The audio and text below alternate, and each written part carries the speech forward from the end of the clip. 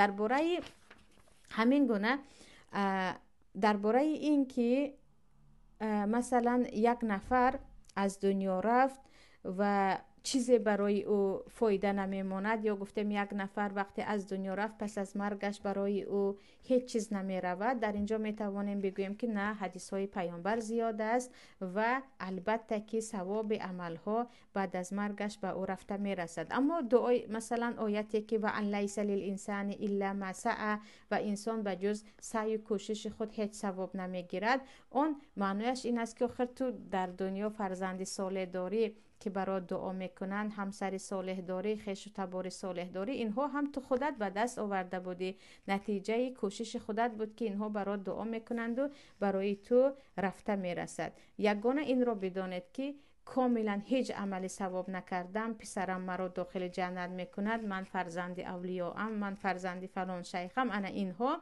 و این آیت راست می آید که تو اگر خودت مسلمان نباشی، از عمل صالحت زیاد نباشد، یگان دعای تو را راست به جنت نمی برد. این دعاهایی که برای ما بس از مرگ می فرستند یگانه به ما یا مرتبه مرده را در جنت زیاد می کند یا عذابها را برای آن مسلمان چی می کند؟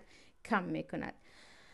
در مسئله دیگر که اینجا هست، پیامبر صلی الله علیه و سلم گفتند صدقه برای مرده میرسد و این چونین پیامبر صلی الله علیه و سلم گفتند برای مرده روزه میرسد، یعنی از نومش روزه دارید. و این چونین در ما خواهران عزیز حدیث در مسند امام احمد است که جابر ابن عبدالله میگویند پیامبر صلی الله علیه و سلم در عید اضحی وقتی که از نماز عید بیرون شدند، گوسفند را قربانی کردند و گفتند بسم الله والله اکبر اللهم هذا عنی و عمن لم یضحی من امتی.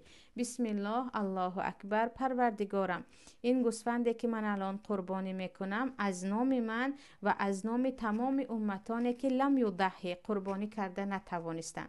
از همین که حدیث در احمد و ابو داود است، علما یعنی مذهب امام ابو حنیفه رحمت الله علیه، امام احمد قبل اکثر امام شافعی میگویند قربانی هم ثوابش میرسد. یعنی شما قربانی کردید و گفتید این از نام فلانی ثوابش رو به فلانی بخشیدم، یا حتی ثواب این را از نام خودم و از نام پدر و مادرم گفتید یا از نام یگان نفر مرده گفتید، ثواب او به شما به آن نفر رفته میرسد.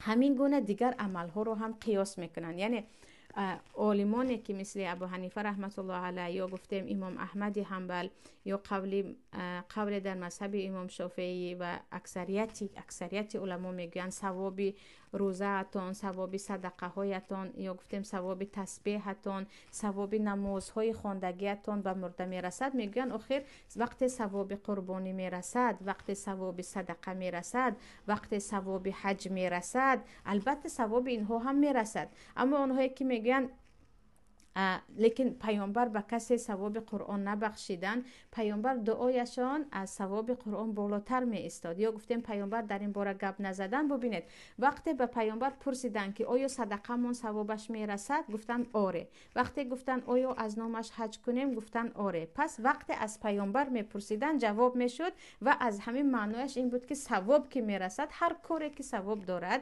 رفته می رسد. یعنی این مسئله رو اصلا قرآن خوانده به مرده بخشیدن بدعت گفتن نمی شود. برای اون که یکی از راه دلیلگیری در شریعت این قیاس می باشد. یعنی چیزی را به چیزی به خودش مانند قیاس میکنیم و حکم میگیریم و چگونه که صدقه میکنیم مالت رو، یا گفتیم حج میکنی با بدنت، یا روزه گرفتن رو هم پیامبر گفتن ولیش از او روزه گیرد ثوابش میرسد. همین گونه انشاءالله یک نماز خوانده بخشیدن و قرآن خوانده بخشیدن هم میرسد.